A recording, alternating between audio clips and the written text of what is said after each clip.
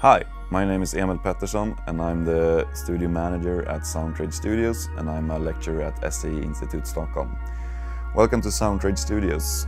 Today we're going to give you a tutorial brought to you by Record Union and SAE Institute Stockholm, and today's episode is going to be about what you need in your home studio.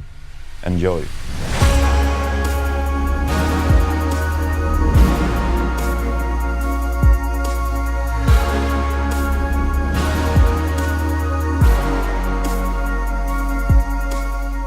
Now we're in the production room because it's the most similar one to a home studio setup, so we can talk about the equipment that we need in the studio, from microphones to keyboards to audio interfaces.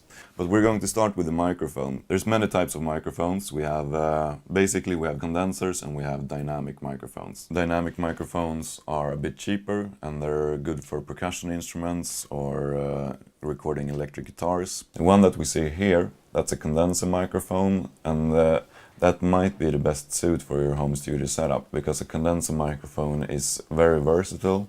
It's great for recording vocals, recording acoustic guitars or string instruments. And there's a lot of condenser microphones out there at a really good price range. I would recommend you to buy a condenser microphone to have the most versatile setup as possible. The microphone is connected via an XLR cable, so just connect it to the microphone and the other end on your audio interface. The keyboard, really the only thing that you need to think about in terms of keyboards is how big do you want it to be. There's fairly small ones and you have keyboards as big as a real piano. I like to have a keyboard which also have drum pads so you can program your drum beats in an easier way. But that's basically it. So if we move over to the audio interface, which is a combination of a lot of things actually. You have a microphone preamp, you have a headphone amp, you have direct inputs for connecting electric guitars or bass guitars, you have speaker outputs, and then you have the interface that connects it to your computer, which is usually USB, Thunderbolt or Firewire. What you need to think about before purchasing an audio interface is how many inputs do you need and how many outputs do you need. In terms of inputs, that's going to represent how many microphones you can record at the same time. So the smallest ones are usually 1 or 2 inputs, and then you have as big as 16 or even more inputs. So the next thing that we have is the speakers. Now, the most important thing to have in mind when you buy speakers is not which speakers you have, because that's going to be dependent on how much money you want to spend on the speakers. You have super cheap ones and you have really, really expensive ones.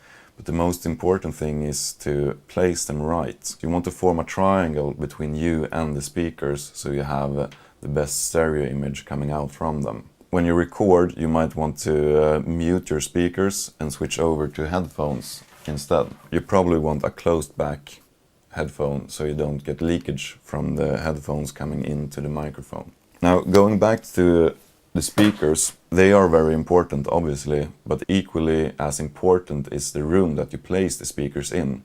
You want to be in a centered position when you mix. You don't want to put your mix spot in a corner, for example. You want to have the same distance to your left wall as you have to your right wall. And also you might want to use absorber panels on your side walls to dampen the reflections coming out from the walls. That pretty much sums it up for today. We talked about what you need in your home studio, from the signal going into the microphone to coming out from the speakers. I hope you enjoyed it, and we have lots of more exciting episodes coming up, so don't forget to follow Record Union.